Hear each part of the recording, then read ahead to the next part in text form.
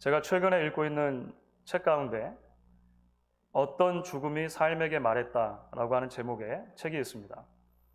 책의 저자인 김범석 교수는 서울대학교 암병원 종양내과 전문의입니다. 이분의 주 전공은 항암 치료인데요. 특별히 주로 만나게 되는 환자들이 이제 암 4기에 이른, 거의 말기에 이르는 환자들을 이분이 보통 보신다고 합니다.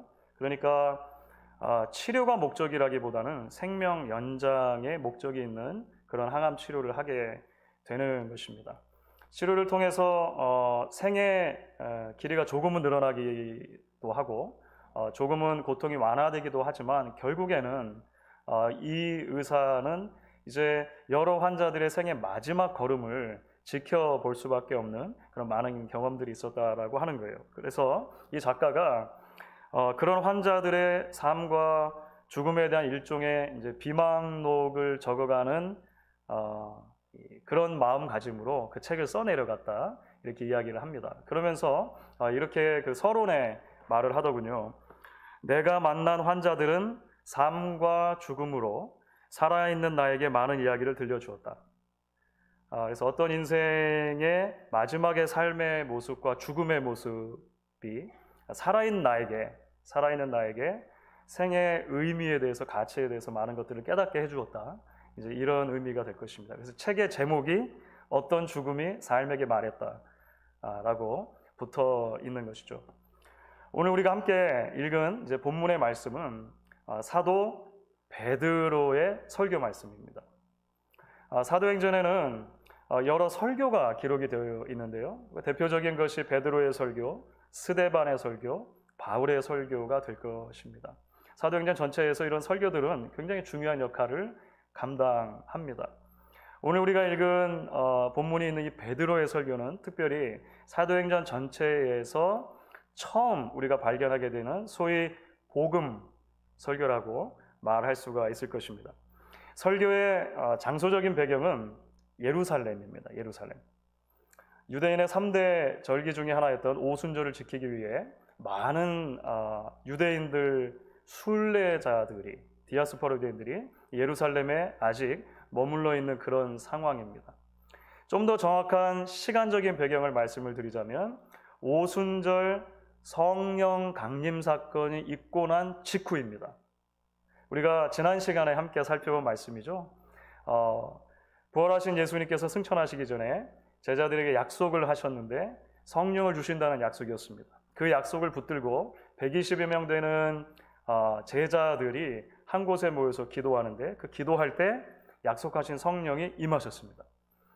성령이 임하고 나서 가장 처음 나타났던 현상 중에 하나가 뭐냐면 거기에 모여 있었던 그 사람들이 서로 다른 나라의 언어들로 기도하기 시작한 것입니다. 말하기 시작한 것입니다. 그래서 예루살렘에 모여있던 수많은 디아스포라 유대인들이 웬일인지 자기의 모국어로, 자기가 나고 자란 다른 지역의 언어로 하나님의 큰 일을 말하는 것을 들었다는 거예요. 사람들의 반응이 갈리기 시작합니다.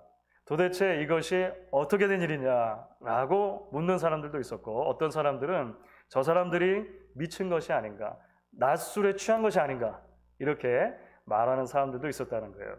자, 사도 베드로가 등장하는 장면이 바로 여기입니다. 사도 베드로가 이제 일어서서 그렇게 질문하는 수많은 예루살렘에 모여있는 사람들에게 설교하기 시작했다는 거예요. 그것이 이제 2장의 후반부 전체의 내용이 됩니다. 베드로의 설교의 전반부는 오늘 우리가 읽지는 않았습니다. 왜냐하면 지난 시간에 그 내용을 잠깐 다뤘습니다. 베드로의 설교의 전반부는 사람들에게 지금 일어나고 있는 일을 설명하면서 지금 이 오순절 성령 강림 사건이 여러분들이 잘 알고 있는 구약의 요엘 선지자의 예언이 이루어진 것입니다. 이렇게 설명을 합니다. 구약의 요엘 선지자는 뭐라고 예언을 했냐면 때가 되면 하나님께서 성령을 모든 사람에게 부어주실 것이다 라고 예언했다는 거예요. 남자와 여자의 차별이 없이 젊은이와 노인의 차별이 없이, 심지어 자유자와 노예 차별이 없이 모든 사람에게 하나님의 영을 마지막 때에 부어주신다고 약속하셨는데, 그 사건이 지금 우리에게 현실로 일어난 것입니다.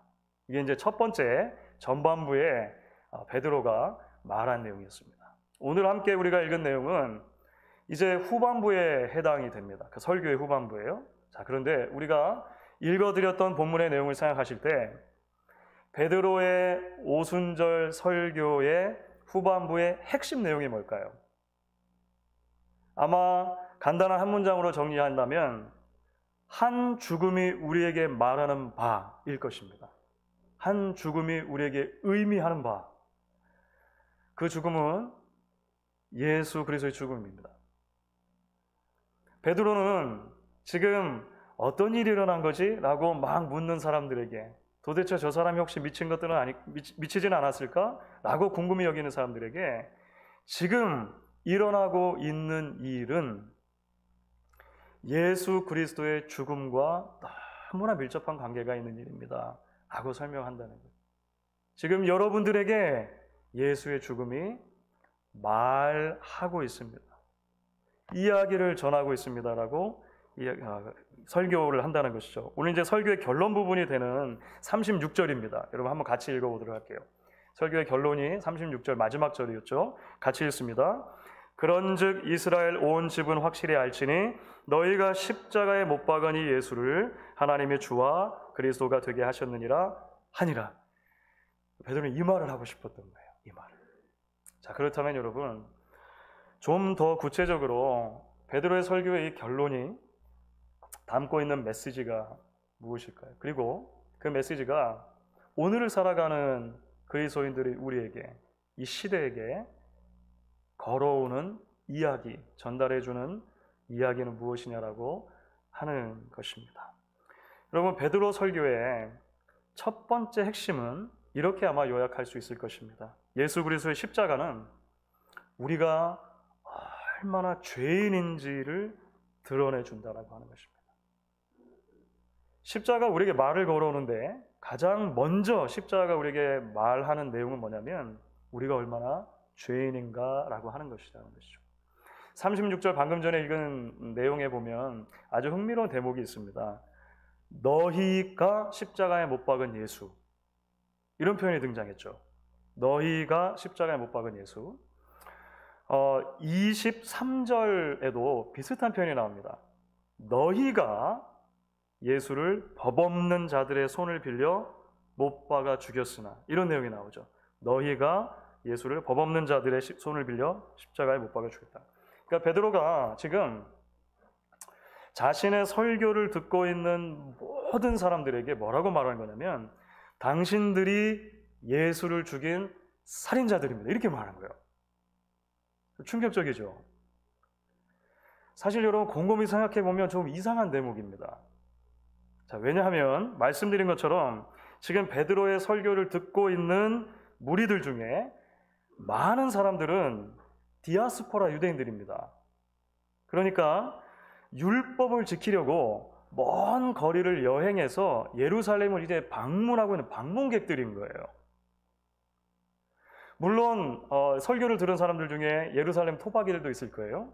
하지만 수많은 역사가들이 기록하는 것처럼 이렇게 큰 명절이 될 때면 예루살렘 주민들보다 외지에서 방문한 디아스포라 유대인들이 훨씬 숫자적으로 많았습니다. 예수님이 십자가에 돌아가신 것은 시기적으로 보면 언제냐면 6월절 기간입니다. 6월절 기간. 오순절이라고 하는 것은 이 6월절부터 50일이 지난 다음에 지키는 절기가 오순절이 되는 거예요. 그러니까 지금 오순절을 지키기 위해서 예루살렘에 방문한 사람들의 입장이라고 한번 생각해 보세요. 우리가 50일 전에 이곳에서 일어났던 한 죽음 사건에 대해서 베드로가 우리에게 책임을 묻고 있는 거예요. 전혀 상관없어 보이는 사람들에게 너희가 예수를 십자가에 못 박여 죽였다, 이렇게 말하고 있는 것처럼 보인다는 거예요. 그런데 여러분 아십니까? 사실 바로 그것이 십자가가 우리에게 던지는 가장 중요한 메시지 중에 하나입니다. 서두에 말씀드렸던 그 어떤 죽음이 삶에게 말했다라고 하는 그 책에 여러 에피소드가 등장하는데 그 중에 하나의 이야기가 있었습니다. 어느 폐암 말기 환자 이야기예요. 오래전에 이혼으로 혼자가 되셨고 자식이 없습니다. 그러니까 생애 말기에 사실은 보호자 하나 없이 이제 마지막 죽음을 기다리고 있는 그런 상태가 된 것이죠. 병원에서는 이제 호스피스로 이분을 옮기게 되었습니다. 한국은 그렇게 옮길 때 아마 상담을 하는가 봐요, 가족을. 그 상담하는 과정에서 이제 병원이 알게 됐어요. 사실은 이분에게 유일한 혈육이 하나가 있다는 거예요. 그게 동생입니다, 동생. 이분에게 이제 남동생이 한 분이 남아 계셨던 거예요. 그런데 몇 년 전부터 완전히 연락이 두절됐다는 것입니다. 이유를 자세히 들어보니까 4, 5년 전에 그 동생이 사업을 한다고 이제 이 형에게 돈 2억을 빌려갔어요. 그런데 사업이 잘 되지 않으면서 이제 돈을 갚지 못하게 됐고 사이가 서먹서먹해지고 어색하게 되었고 결국은 연락이 완전히 두절이 돼버린 것입니다. 병원에서 그 동생을 찾기 위해서 백방으로 노력을 했다 그래요. 왜냐하면 고인의 가시는 길을 마지막에 지켜줄 수 있는 유일한 혈육이잖아요. 그래서 이제 백방으로 노력을 한 것이죠. 책의 저자인 의사 선생님이 이제 회진을 하다가 그 환자분의 병실에 있게 되었는데 마침 그때 한 번도 보지 못한 어떤 분이 그 병실 문을 열고 들어오더라는 거예요. 첫눈에 딱 봐도 동생이구나 알겠더라는 거예요. 너무 닮았다는 거예요. 너무 닮아. 한눈에 봐도 몰골이 이제 말이 아니게 되어버린 형을 보면서 이 동생의 두 눈에 눈물이 그렁그렁해집니다. 충격을 받기는 형도 마찬가지였겠죠. 한참 동안을 두 사람이 그렇게 아무 말 없이 바라보더라는 거예요. 그러다가 얼마의 시간이 지나고 나서 형이 동생을 부릅니다. 폐암 말기니까 그 힘이 없어서 이제 목소리가 안 나오니까 가까이 부른 것이죠. 동생은 허리를 굽혀서 형의 얼굴 가까이에 귀를 가져다 댑니다. 의사 선생님이 옆에서 지켜보면서 생각했다는 거예요. 이제 올 게 왔구나. 드디어 화해가 이루어지는구나. 그 오랜 시간 동안 마음에 담아두었던 것이 풀어지는구나 생각했다는 거예요. 그런데 그 환자의 입에서 마지막 겨우겨우 힘을 짜내서 나온 말이 뭐였는지 아십니까? 너 내 돈 2억 갚아라. 했다는 거예요. 병원에 있었던 모든 사람들이, 병실에 있었던 모든 사람들이 말문이 턱 막혔다는 거예요. 물론 그 한 인간으로서 그 형이 경험했을 그간의 삶의 무게, 삶의 상실감, 그 와중에서 동생과의 관계 속에서 느꼈을 배신감, 이런 모든 것들을 우리가 너무 쉽게 판단할 수는 없을 거예요. 그런데 그 의사분이, 이 책의 저자가 이야기를 마무리하면서 이렇게 조심스럽게 써 내려갔습니다. 한 인간이 혈육에게 남기는 마지막 한마디가 내 돈 2억 갚아라 였던 것이 참 씁쓸했고 쓸쓸한 죽음은 언제나 그렇듯이 안타깝기는 하다. 이런 이야기를 했어요. 사랑하는 여러분, 이 안타까운 한 죽음의 이야기는 사실 그런데요, 참 역설적이게도 모든 인간의 마음에 있는 그 무엇으로도 채울 수 없는 공허함을 보여준다고 할 수 있을 거예요. 해결이 안 되는 거예요. 그 공허함을 만들어내는 죄의 크기와 심각성을 여실히 드러내준다라고 생각을 합니다. 자기 스스로 도저히 해결될 수 없는 마음의 깊은 상처, 깊은 문제 있다라고 하는 거예요. 여러분, 정도의 차이는 있지만 사실 모든 인간은 그렇지 않습니까? 스스로 해결할 수 없는 영혼의 깊고 어두운 짐들을 누구나 가지고 살아갑니다. 공허함이 분명히 있는데 그것을 메울 수 없는 헛된 우상들을 만들어 섬기고 우리는 살아가는 거예요. 이기심과 정욕, 허탄한 말과 생각 속에서 함몰되어 살아갈 때가 얼마나 많으냐라고 하는 것입니다. 결국 그 죄가 예수를 십자가에 못 박은 것입니다. 스스로 해결할 수 없는 인간의 깊은 죄가 예수를 십자가에 못 박은 거예요. 그래서 베드로는 예루살렘에 모여있는 수많은 사람들, 일견 별 잘못한 것이 없어 보이는 모든 사람들에게 뭐라고 말한 것이냐면, 여러분들이 예수를 십자가에 못 박아 죽였습니다 라고 고발했다라고 하는 것입니다. 그런데 여러분, 참 놀랍죠. 베드로의 메시지가 거기서 멈추지가 않습니다. 예수를 십자가에 달은 우리의 죄를 드러낸 데서 멈추지 않고 한 걸음을 더 나아가요. 그것이 설교의 결론부였던 36절의 마지막 후반부이죠. 그 예수를 하나님이 주와 그리스도가 되게 하셨느니라. 이 말을 베드로가 정말로 하고 싶었던 것이죠. 그렇습니다, 여러분. 베드로 설교의 두 번째 핵심이 바로 이것입니다. 베드로 설교의 두 번째 핵심은 바로 그 예수의 십자가가 우리에게 말을 거는데, 그것은 죄인을 구원하시는 하나님의 구원의 능력이 바로 이 십자가다라고 말한다는 거예요. 여러분, 23절, 24절입니다. 23절, 24절인데요. 우리가 이 말씀을 같이 한번 이제 읽어보도록 하겠습니다. 23절, 24절 같이 읽습니다. 그가 하나님께서 정하신 뜻과 미리 아신 대로 내준 바 되었거늘 너희가 법 없는 자들의 손을 빌려 못 박아 죽였으나 하나님께서 그를 사망의 고통에서 풀어 살리셨으니 이는 그가 사망에 매여 있을 수 없었습니다. 자, 여러분, 이게 무슨 의미일까요? 십자가라고 하는 하나의 죽음을 바라볼 때 두 개의 시선이 있다는 것입니다. 하나의 시선은 인간적인 시선이에요. 그 시선으로 보면 예수님의 죽음은 갈릴리 출신의 한 좋은 선생이 계셨는데 유대인들이 그를 시기하고 질투해서 로마 사람들의 손을 빌려서 그 당시에 받을 수 있는 가장 극악한 법정 최고형, 십자가형을 받게 한 사건이다. 이렇게 볼 수 있다는 거예요. 그렇게만 보면 예수님의 죽음은 잔혹한 죽음일 뿐만 아니라 억울한 죽음이에요. 예수님의 죽음은 불쌍한 죽음이에요. 그런데 또 하나의 시선이 있다는 것입니다. 우리가 함께 읽은 23절, 24절이 그렇게 말하는 거죠. 또 하나의 시선은 하나님의 시선이 있다는 거예요. 그 하나님의 시선으로 보면 사실 그리스도의 십자가는 죄인을 구원하시기 위해 하나님께서 오래전부터 계획하시고 준비해 놓으신 하나님의 구원 방법이었다라고 하는 것입니다. 참 놀랍죠. 이 두 가지 시선이 함께 섞여 있다는 것입니다. 하나님의 놀라운 구원 이야기, 이 계획이 어디로부터 시작되는가? 우리가 성경에서 그 기원을 거슬러 올라가면 결국 에덴 동산까지 가게 됩니다.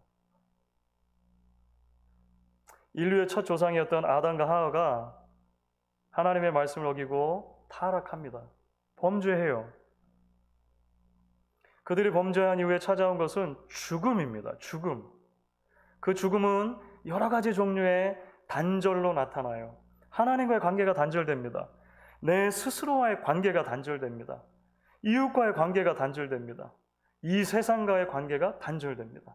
그렇기 때문에 이 죽음이 가져온 단절의 문제가 사람 사이에 일어나는 모든 문제를 가져오게 되는 거예요. 그 뒤로 폭력과 욕망과 고통으로 가득 찬 인간의 역사가 펼쳐져요. 삶은 그래서 결국 공허함으로 귀결이 되는 것입니다. 전도서 저자가 말한 것처럼 헛되고 헛되니 헛되고 헛되도다. emptiness, 공허함으로 귀결이 돼요. 그런데 참 놀랍죠.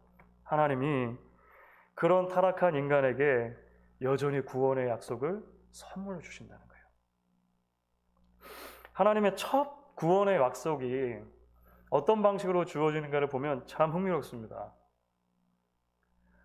하와를 유혹해서 범죄하게 만들었던 뱀에게 하나님이 저주의 말씀을 주시는 가운데 이 구원의 메시지가 숨겨져 있어요.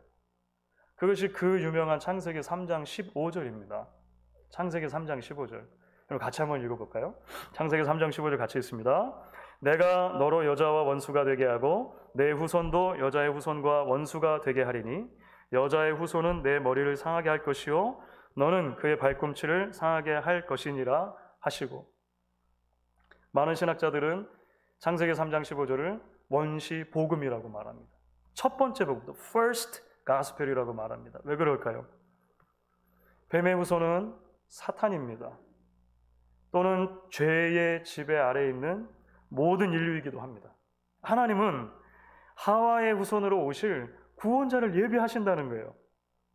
뱀의 후손이 그 하와의 후손의 발꿈치를 상하게 한다고 말합니다. 인류의 죄 때문에 예수님이 고난당하시고 죽으실 거예요. 하지만 그 죽음을 통해서 하나님은 뱀의 머리를 상하게 하신다는 것입니다. 죄와 사망의 권세를 이기고 생명의 역사를 비로소 이루어 주시는 놀라운 일들을 하나님 미리 계획하셨다는 거예요. 오늘 베드로 설교를 보시면 너무나도 많은 내용이 그래서 하나님이 어떻게 예수를 다시 살리셨는가에 초점을 맞춰요. 십자가는 예수의 죽음으로 끝나는 이야기가 아니라 예수의 죽음으로부터 시작해서 새로운 생명이 펼쳐지는 이야기이기 때문에 그렇다고 하는 것입니다. 사랑하는 여러분, 그렇기 때문에 결국 예수님의 죽음 이야기, 한 죽음 이야기가 우리에게 전해주는 메시지는요, 저와 여러분의 죄를 깨닫게 하는 자리를 지나서 하나님의 거대한 사랑의 크기를 보게 하시는 것입니다. 20세기 독일의 신학자 중에 칼 라너라고 하는 분이 있어요. 칼 라너라고 하는 신학자가 이런 말을 한 적이 있습니다. 인간은 무한한 공간을 가진 신비한 존재이고 하나님은 무한한 충만함을 가진 신비한 존재이다. 이런 말했어요. 어디선가 많이 들어본 것 같기도 하고 아닌 것 같기도 하고 그러시죠. 이게 왜 어디서 들어본 것 같으냐면 어거스틴의 굉장히 유명한 말에 대한 거의 주석과 같은 말이 들어있습니다. 몇 차례 제가 인용해드렸던 어거스틴의 말이 있죠. 인간의 마음에는 하나님으로만 채워져야 하는 한 공간이 있는데 그것이 채워지기 전까지 인간에게 만족함이 없다. 어거스틴의 참회로에 나오는 대목이 됩니다. 여러분, 사실 엄밀히 말하자면 이렇게 말할 수 있을 거예요. 그렇습니다. 인간의 죄가 무한합니다. 그러나 하나님의 은혜는 더 무한하신 거예요. 우리의 실패가 깊지만 하나님의 사랑은 더욱 깊은 거예요. 우리의 약함이 크지만 하나님의 긍휼하심이 더욱 크신 것입니다. 하나님께서는 그 무한한 은혜와 깊은 사랑과 크신 긍휼로 만세 전부터, 오래 전부터 저와 여러분을 위한 구원자를 마련해 주신 거예요. 때가 되어 불러주셨고 믿음을 주셨고 성령을 부으셨고 지금도 당신의 자녀로 살아갈 수 있도록 우리를 초대해 주시는 것입니다.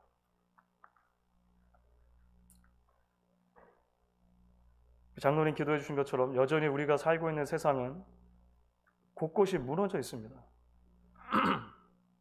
갈라져 있는 곳이 너무나 많습니다.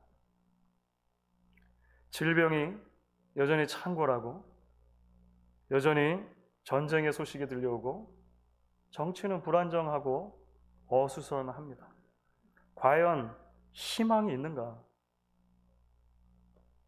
많은 곳에서 이야기들이 들려옵니다. 그런데 여러분, 성경은 우리에게 분명히 말합니다. 우리의 소망은 십자가에 있다는 것입니다. 예수의 이름은 세상의 소망이에요. 여러분, 우리가 그렇게 찬양했죠. 믿으십니까? 찬송가 91장 예수의 이름이 우리의 소망이라고 찬송했던 것을 우리가 정말 믿느냐? 오늘 십자가의 메시지가 우리에게 말을 걸어오는 내용입니다. 우리의 죄를 깨닫게 하는 십자가가 아니고서 인간 마음의 공허함의 근원을 이해할 수 있는 방법이 없기 때문에 그렇습니다. 동시에 하나님의 사랑을 증거하는 십자가가 아니고서 그 공허함이 어떻게 채워지는지 이해할 수 있는 방법이 없기 때문에 그렇습니다. 제가 몇 차례 소개해드린 로이드 존스 목사님의 십자가라고 하는 책이 있습니다.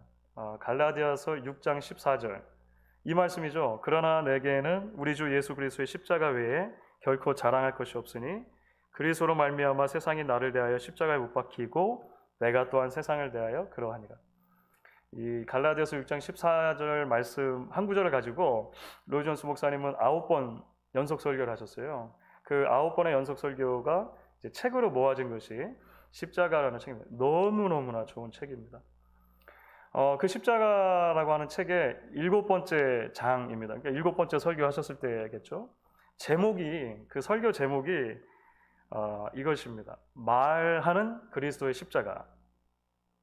말하는 그리스도의 십자가. 십자가를 계속 바라보면 그 십자가 우리에게 말을 걸어온다는 거예요. 말을 걸어온다는 거예요. 오늘 말씀드린 것처럼 우리의 죄에 대해서, 그 죄의 형벌과 심판에 대해서, 그럼에도 불구하고 하나님이 우리를 얼마나 사랑하셔서 우리를 구원으로 초대해 주시는가에 대해서 자꾸 말을 걸어온다는 거예요. 그러면서 로이드 존스 목사님이 이렇게 우리에게 물어요. 그 독자들에게 묻는 것이죠. 그리스도의 십자가는 설교하고 있습니다. 십자가의 보혈이 말을 합니다. 십자가가 증거하는 것입니다. 그것을 들어보셨습니까? 교회력에서는 지난 수요일부터 이제 부활절까지 향해 가는 40일의 기간을 사순절이라고 부릅니다. 지난 수요일이 그래서 제 수요일이었습니다. 애쉬 웬스데이라고 부르죠. 오늘은 그 사순절의 첫 번째 주일이 됩니다. 사랑하는 여러분, 주님의 십자가를 깊이 들여다보고 묵상했던 적이 마지막으로 언제이십니까? 십자가의 설교에 우리가 귀를 정말 기울여 봤던 적이 마지막 언제이십니까? 바라기는 부활절을 향해 가는 이 기간이 저와 여러분을 향한 주님의 십자가를 깊이 들여다보고 묵상할 수 있는 시간이기를 소망합니다. 그렇게 함으로 우리에게 주시는 하나님의 무한한 사랑과 위로의 메시지, 소망의 메시지를 저희가 다시 듣고 붙들 수 있는 저와 여러분 될 수 있기를 주의 이름으로 축원하겠습니다.